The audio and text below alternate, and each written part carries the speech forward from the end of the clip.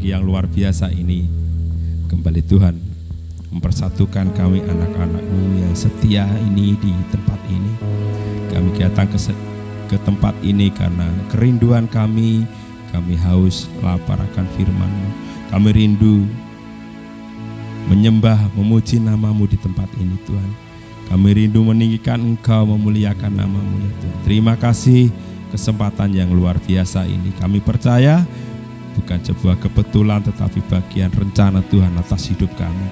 Kau berkati setiap kami, bahkan hamba-Mu yang akan menyampaikan firman. Tuhan memberkati juga setiap jemaat, setiap telinga yang mendengar firman-Mu Tuhan urapi, sehingga sungguh apa yang kami dengar firman-Mu memberikan kekuatan atas hidup kami. Terima kasih Tuhan, kami menyerahkan pemberitaan firman Tuhan pada pagi hari ini hanya ke dalam tangan kuasa-Mu. Dalam nama Tuhan Yesus yang siap diberkati Tuhan, sama-sama kita berkata, amin. Ya, silahkan duduk. Haleluya. Salam Bapak Ibu. Nah ini ya yang bolong-bolong ini ya. Karena mungkin kesibukan atau mungkin karena ada yang sakit, mungkin Mbah Pasemi. Mbah Pasemi sudah sampun operasi ya Mbah Mi pun. Mbah Mi sakit, kemudian Mbah Pur kena herpes. Herpes niku tangane niku no gatal-gatal. Nah, ya, terus yang lain mungkin karena kesibukan. Tapi kita percaya bahwa kita yang ada di tempat ini karena kita memiliki kerinduan untuk mendengarkan firman Tuhan, menerima firman Tuhan, sehingga akan memberikan kekuatan atas hidup kita. Amin, saudara. Ya, pagi hari ini sengaja kita ibadah pagi seperti yang saya sampaikan, karena nanti ada beberapa dari jemaat yang mendapat undangan ya ke Kudus. Jadi kita ibadahnya pagi ya. Kalau sore nanti kita adakan juga, nanti dari jemaat ada alasan wah nyumbang di Kudus yang juga enggak ada orangnya. Jadi sebetulnya bukan masalah itu.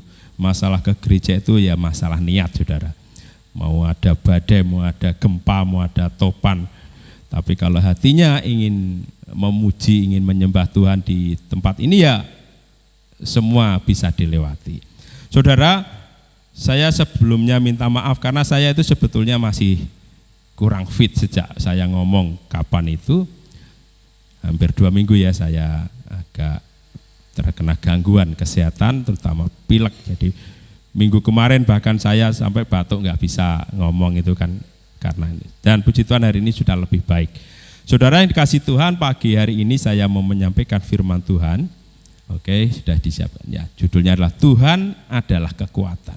Saudara, saya rindu menyampaikan ini supaya kita semua ngerti bahwa apa yang kita bisa kerjakan, apa yang kita bisa lakukan, itu semua karena Tuhanlah yang memberikan kekuatan. Jadi saudara, kalau saat ini kita bisa ada di tempat ini bukan berarti karena kita kuat, tapi sebetulnya Tuhanlah yang memberikan kekuatan kepada kita. Maka hari ini, pagi hari ini saya mau sampaikan lagi, saya menguatkan buat saudara semua bahwa Tuhan itu adalah kekuatan kita.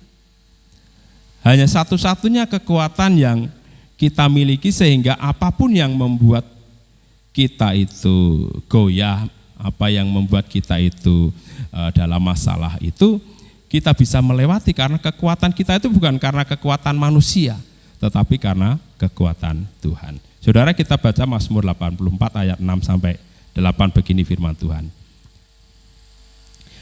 Berbahagialah manusia yang kekuatannya di dalam Engkau, yang berhasrat mengadakan ziarah. Apabila melintasi lembah baka, mereka membuatnya menjadi tempat yang bermata air, bahkan hujan pada awal musim, menyelubunginya dengan berkat. Mereka berjalan makin lama makin kuat, hendak menghadap Allah di Sion.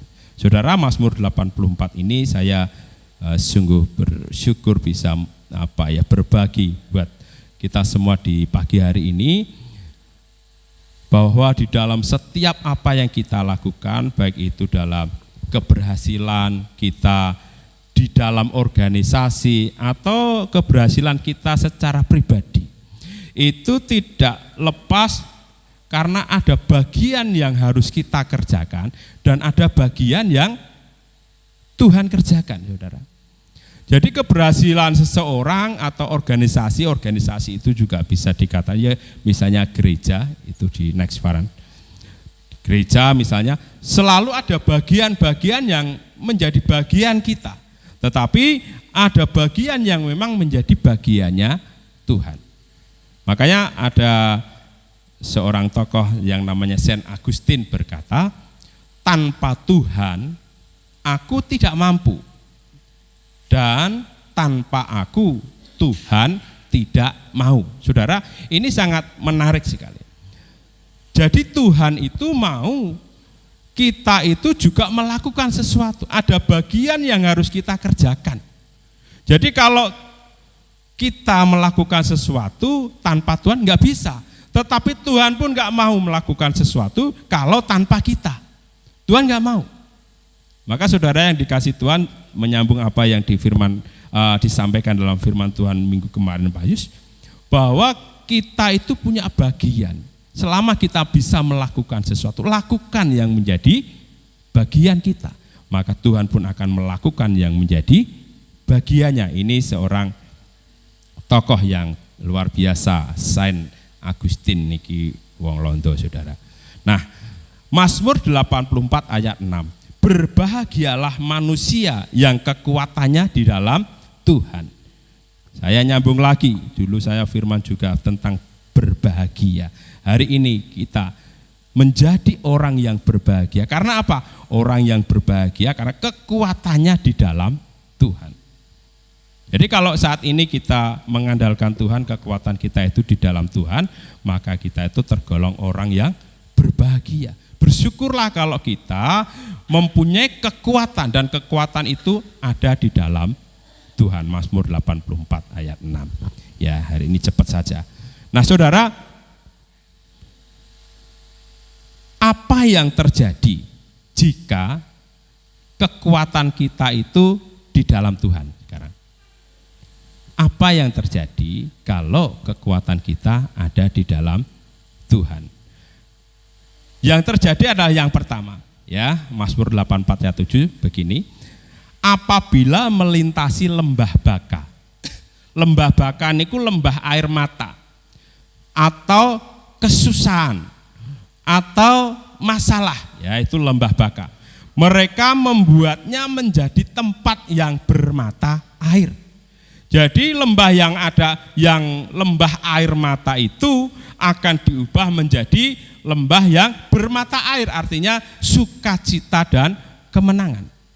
Air mata itu kan kesedihan, kalau mata air itu adalah sumber, ya, mata air, sumber kehidupan, sukacita, kemenangan. Saudara, orang yang kekuatannya di dalam Tuhan, ketika dia menghadapi lembah baka, lembah kesusahan, lembah kesedihan, lembah air mata, maka Tuhan itu akan menjadikan lembah air mata itu menjadi lembah yang bermata air. Yang ngerti katakan amin.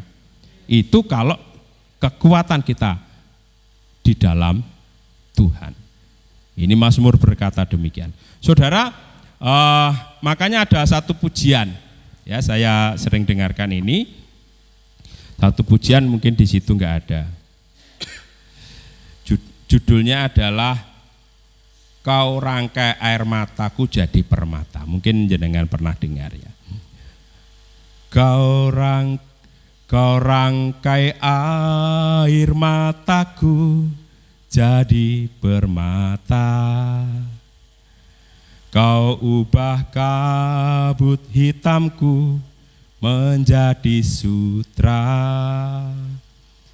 Kepahitan, kesukaran Kau ubah jadi bintang-bintang.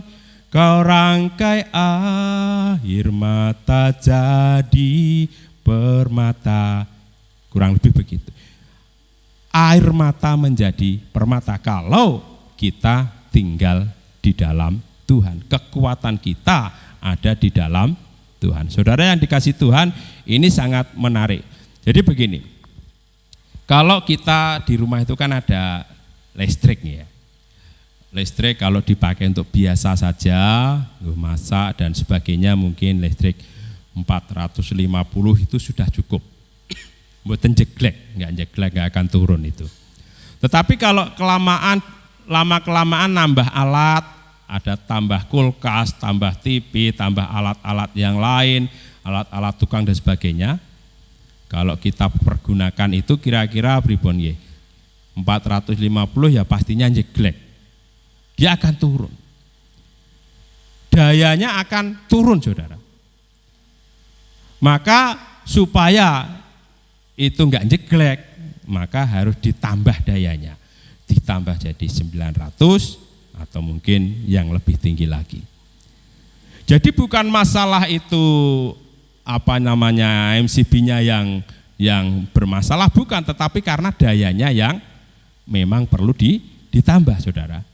Demikian juga kalau kita suatu ketika mengalami sebuah problema, sebuah masalah dalam kehidupan atau masalah dalam pelayanan. Jadi semakin hari pelayanan kita itu bukan semakin ringan, saudara, semakin berat. Tetapi kadang kita itu merasa pelayanan kok semakin berat.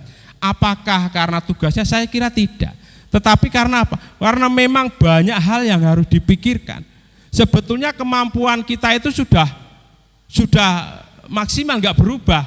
Aku melayani ya seperti ini, setiap minggu seperti ini. Tetapi karena tuntutan pelayanan itu semakin tinggi, maka seolah-olah kita menjadi bermasalah dalam pelayanan. Kadang males, kadang letih, lesu, loyo.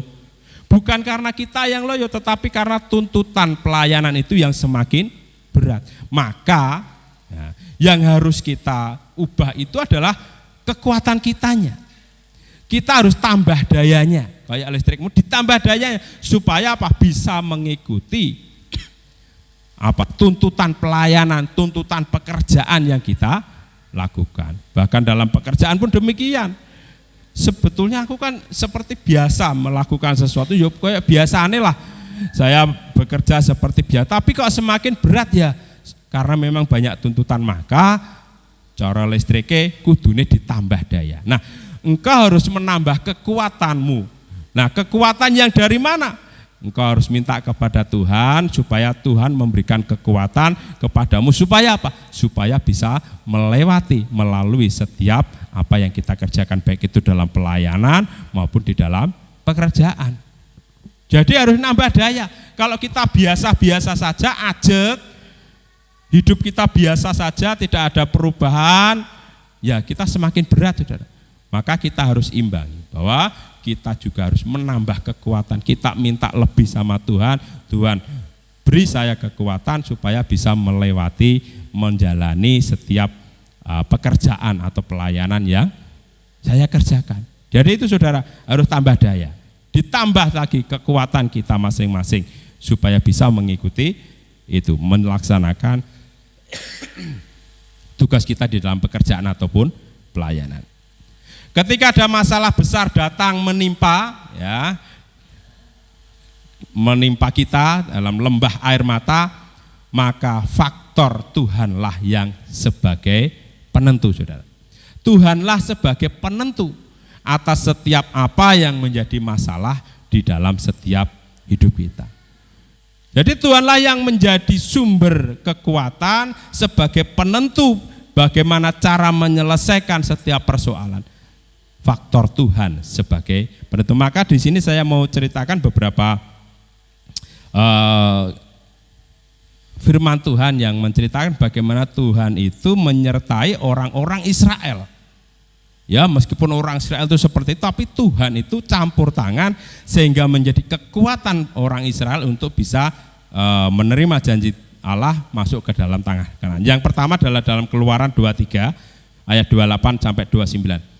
Ketika Israel mengusir orang Het, Hewi dan Kanaan, Tuhan melepaskan binatang tabuhan untuk menghalau mereka dan Israel menduduki tanah Kanaan. Jadi sebelum mereka masuk itu kan dicek dulu di Kanaan itu ternyata ada raksasa. Ada 7 raksasa ya dari berbagai suku yang contohnya adalah Het, Hewi dan orang-orang di sana ya, orang Kanaan. Ada 7 raksasa. Mereka tentunya ya takutlah, orang Israel takut karena mereka badannya besar-besar. Tetapi bagaimana penyertaan Tuhan? Tuhan itu menyertai mereka dengan cara apa? Yang tidak pernah mereka pikirkan. Mereka dilepaskannya oleh Allah binatang tabuhan sehingga dapat menghalau mereka ya, sehingga orang Israel dapat masuk ke tanah Kanaan. Nah, ini pekerjaan siapa? Ini adalah pekerjaan Allah. Ini adalah kekuatan Allah. Jadi kalau mereka mengandalkan kekuatan mereka orang Israel sendiri nggak mungkin. Tapi inilah pekerjaan Tuhan. Ini contohnya saudara. Ketika kita hadapi sebuah masalah maka biar Tuhan yang berkuasa melakukan bagiannya Tuhan. Apa tugas kita? Ya kita punya bagiannya sendiri. Biar Tuhan melakukan bagiannya. Dengan caranya sendiri yang kita tidak pernah tahu. Itu contoh yang pertama. Terus ada beberapa contoh lagi. Yang kedua adalah dalam Yosua 10 ayat 10 sampai 14. Ketika Yosua juga akan mereka berperang melempari ya, Tuhan itu melempari orang Kanaan dengan batu besar dari langit sehingga yang mati kena hujan batu lebih banyak dari yang dibunuh dengan pedang orang Israel. Jadi ketika mereka berperang melawan orang-orang yang di Kanaan itu, Tuhan itu campur tangan melakukan bagiannya dengan cara apa? Melemparkan batu besar. Bahkan orang-orang musuh yang terbunuh itu lebih banyak daripada orang yang terbunuh oleh pedang orang Israel. Saudara, ini pekerjaan siapa? Tuhan melakukan bagiannya. Ketika kita hadapi masalah biar Tuhan lakukan bagiannya. Dengan caranya, dengan batu besar yang turun dari langit. Saudara, ini luar biasa. Apakah ini enggak mungkin terjadi atas hidup kita? Ya sangat mungkin. Tuhan itu bisa melakukan segala hal. Kalau kita saat ini hadapi masalah, jangan engkau terfokus pada kekuatanmu, tapi biarlah kekuatan Tuhan yang bekerja. Maka engkau harus izinkan Tuhan menjadi panglima di dalam kehidupanmu, yang memiliki kekuatan yang sangat luar biasa, yang tidak pernah kita pikirkan sekalipun. Itu akan menjadikan kita menjadi seorang pemenang. Saudara, yang ketiga ada lagi dalam Hakim-Hakim 7 ayat 9-21. Yaitu apa? Tuhan itu membuat kekacauan di pihak musuh dan musuh melarikan diri ketika, ini ceritanya Gideon dan ke 100 pasukannya meniup sangkakala. Jadi Gideon memimpin pasukan. Nah, hanya dengan meniup sangkakala musuhnya kacau, saudara. Ya, seperti kayak tembok Yeriko itu ya, ditiup sangkakala, trompet itu, teroboh. Ini terjadi. Gideon sebagai pemimpin pasukan, memimpin pasukan meniup, dia enggak pakai apa-apa, dia meniup sangkakala, ditiup, enggak tahu apa yang terjadi, ternyata pihak lawannya kacau, saudara. Nah, ini cara Tuhan. Cara Tuhan bisa dengan menggunakan binatang, bisa menggunakan batu besar, bisa menggunakan sangkakala. Artinya banyak hal yang bisa Tuhan lakukan. Sebab Tuhan itu sumber kuasa. Kalau kita izinkan Tuhan, maka Tuhan akan melakukan itu. Kalau kita enggak mengizinkan, ya Tuhan enggak mau. Maka izinkan Tuhan menguasai hidupmu, kuasa Tuhan ada di dalam kehidupanmu. Terus yang terakhir adalah dalam 2 Raja-Raja. Yaitu apa? Tuhan membuat tentara Aram mendengar bunyi kereta, bunyi kuda, tentara besar, sehingga tentara Aram melarikan diri. Lalu 4 orang kusta yang lapar masuk ke perkemahan tentara Aram dan makan sampai kenyang. Saudara, ini juga terjadi.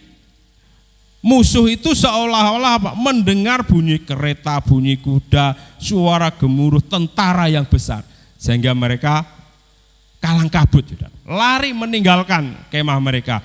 Bahkan sampai orang kusta, orang yang paling hina, yang tidak dihargai sama sekali waktu itu, bisa makan sampai kenyang. Karena kosong, kemahnya kosong.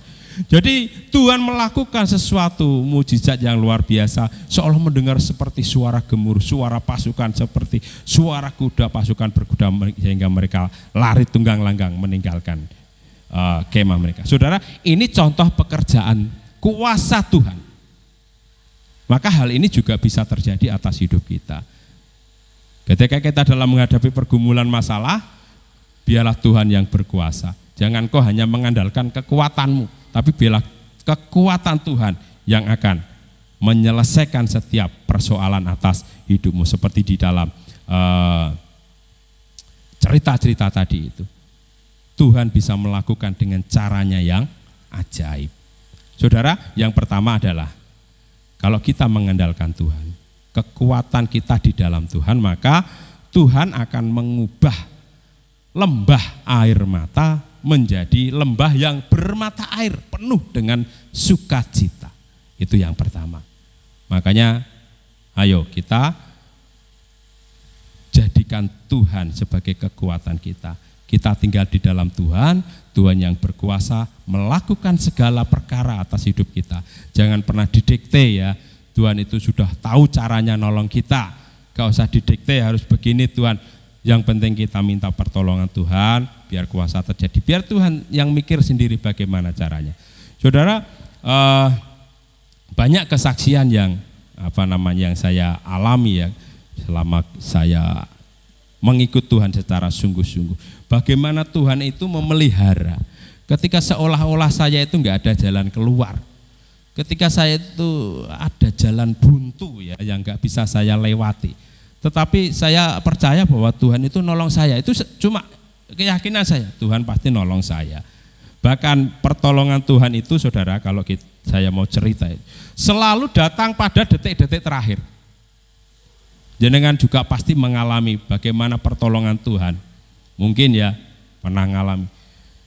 Pertolongannya datang pada detik-detik yang terakhir. Yang menurut saya, waduh ini enggak mungkin ini. Sudah enggak bisa selesai ini masalah ini, sudah selesai. Saya enggak bisa melakukan apa-apa ini. Tapi saya hanya, ya sudahlah kalau memang maunya Tuhan begitu ya apa boleh buat. Saya cuma begitu. Tapi Tuhan itu luar biasa, tahu kapan yang terbaik. Pertolongannya pasti datang. Meskipun pada detik-detik yang terakhir. Makanya ini sebuah ujian buat kita. Mengapa Tuhan izinkan ada masalah atas hidup kita? Itu supaya apa? Supaya Tuhan itu bisa menunjukkan bahwa Tuhan itu Tuhan yang berkuasa. Kalau semuanya baik-baik saja mungkin kita akan melupakan Tuhan. Makanya ada masalah, ada problem begini, problem begini, ada yang karena ekonomi, karena sakit dan sebagainya. Supaya apa? Tuhan itu menunjukkan kuasa atas hidup kita. Maka biarlah kuasa Tuhan itu terjadi. Kita mengamini bahwa Tuhan itu baik, menyertai kita semua orang yang mengandalkannya. Saudara, jenengan jangan salah sangka kalau ada masalah dalam hidupmu, engkau mengira bahwa Tuhan itu membencimu. Tapi sesungguhnya Tuhan itu pengen nunjukkan, gilo, aku ku sayang karo kamu. Aku ini berkuasa, bisa melakukan segalanya. Nah, terlebih kalau kita hadapi sebuah masalah itu kan macam-macam. Tuhan mau menunjukkan kuasanya. Tuhan mau menyelesaikan itu masalahmu dengan cara Tuhan yang ajaib. Kadang saya enggak pernah bayang, mengapa kok bisa begini? Cara Tuhan kok begini ya? Saya enggak pernah berpikir, oh ini cara Tuhan yang luar biasa. Dengan caranya yang tidak pernah saya duga-duga, tetapi itu yang menjadi sumber solusi dari setiap apa yang saya pergumulkan. Ini enggak saya ceritakan masalah apa ya banyak, masalah itu ya banyak. Tapi saya hanya percaya bahwa Tuhan itu menyertai. Setiap orang pasti punya masalah, pasti. Setiap hari pasti gonta-ganti. Ini selesai ganti yang ini selesai ganti yang ini, itu pasti. Tetapi jangan pernah engkau lupakan bahwa Tuhan itu lebih berkuasa dari setiap masalahmu. Amin. Makanya biar Tuhan itu yang bekerja. Bagiannya Tuhan punya bagian dan engkau juga punya bagian. Kalau engkau bagianmu adalah untuk melayani Tuhan, jadi tetap melayani Tuhan. Tetap bekerja, tetap melakukan seperti biasa. Jangan pernah malah nglokro ya. Tuhan ya enggak mau. Tuhan mau bekerja dengan kita. Kalau kita juga mau bekerja, mau melakukan sesuatu. Nah, terus yang kedua, kalau kita kuasa Tuhan ada di dalam hidup kita, maka yang kedua adalah dalam Mazmur ayat Mazmur 84 ayat 7. Hujan waktu awal musim menyelubunginya dengan berkat. Saudara, biasanya kalau hujan awal itu biasanya digunakan untuk nanam gitu, menanam tanaman ya. Kalau hujan akhir itu biasanya pada masa-masa panen. Tetapi di sini firman Tuhan berkata, hujan waktu awal musim menyelubunginya dengan berkat. Biasanya kalau pada masa tanam itu masa paceklik, lagi nandur, paceklik. Semuanya enggak ada yang bisa dipanen karena baru nanam. Hujan awal itu biasanya paceklik seperti ini, hujan awal ya. Hujan awal enggak ada apa-apa. Orang sibuk mencari wineh, mencari rabuk, wah ngalor ngidul bentayangan rabuk ora entuk, pusing dan sebagainya. Wis duit ora ana, rabuk engel mahal. Benih juga mahal. Paceklik saudara, masa-masa sulit. Tetapi firman Tuhan berkata, meskipun ini dalam situasi hujan awal, tetapi engkau akan diselubungi dengan berkat. Artinya orang yang percaya itu tidak mengenal musim paceklik saudara, kalau kita benar-benar percaya. Orang-orang boleh mengalami krisis, tetapi orang yang percaya, yang mengandalkan Tuhan itu tidak pernah mengalami yang namanya krisis. Itu yang benar. Itu yang benar saudara. Ini janji Tuhan. Makanya firman Tuhan ini harus kita yakini, kita imani bahwa Tuhan itu selalu memberi berkat kepada kita orang-orang yang percaya di setiap musim. Tidak mengenal ini mau musim tanam, ini mau musim panen. Selamanya Tuhan itu akan memberkati orang-orang yang mengandalkan Tuhan, orang-orang yang percaya, orang-orang yang hidupnya di dalam kuasa Tuhan. Ini janji Tuhan harus kita imani. Kalau saat ini kita kadang rame, kadang sepi, kadang rame, kadang sepi. Sebetulnya Tuhan itu mau memberi berkat kepada kita sepanjang musim. Enggak ada di musim awal saja, enggak di musim akhir saja, di masa panen saja, enggak, selamanya, selama sepanjang musim Tuhan memberkati kita, menyelubungi kita dengan berkat. Nah, kalau saat ini mungkin kita berkatnya masih enggak jelas, kadang ya diberkati ya kadang kosong, kadang gak ono, kan seperti itu yang terjadi.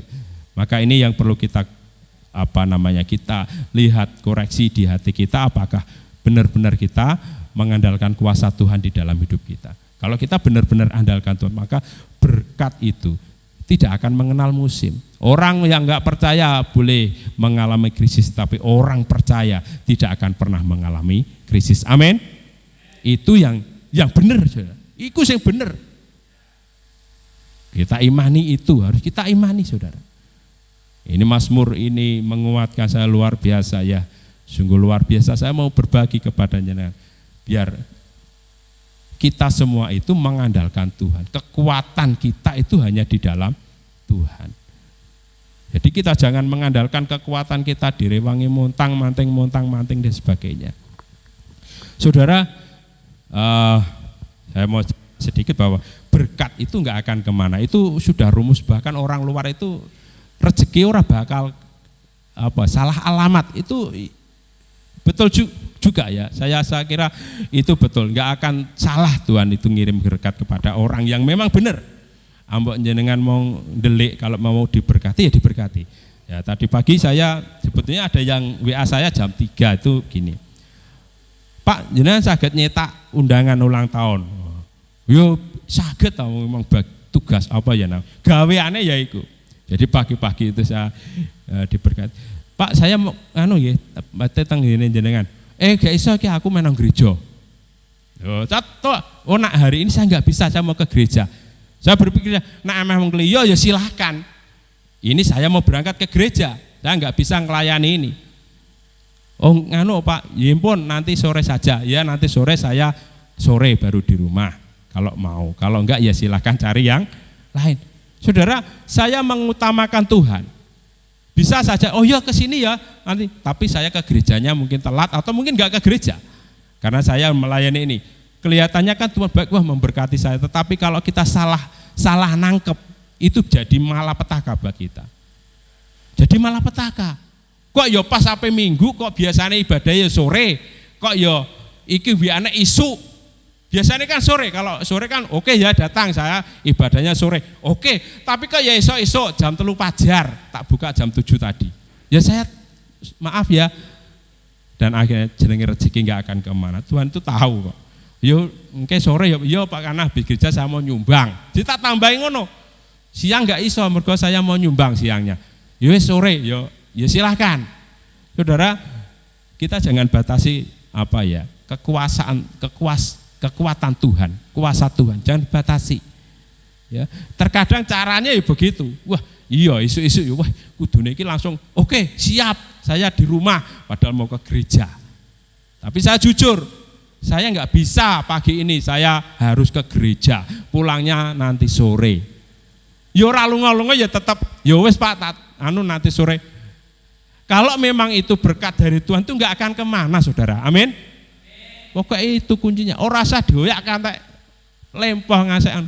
Kalau memang itu berkatmu ditolak kuwi disoro-sorono. Saudara, ini hal sama juga ketika saya dulu beli tanah itu yang rumah saya itu. Wis tuku lemah, ora iso bayar cash, kredit, bayarnya nyicil. Tapi kok ya diberikan ke saya. Padahal yang punya banyak uang tuh langsung bayar tuh ya ada. Tapi mengapa kok diwehno sing kredit malah? Saya bayar berapa kali itu. Tempo karena belum punya uang. Jadi saudara, soal berkat itu jenengan nggak bisa kemudian hitung-hitungan secara matematika. Yang Tuhan mau, engkau harus setia di dalam Tuhan.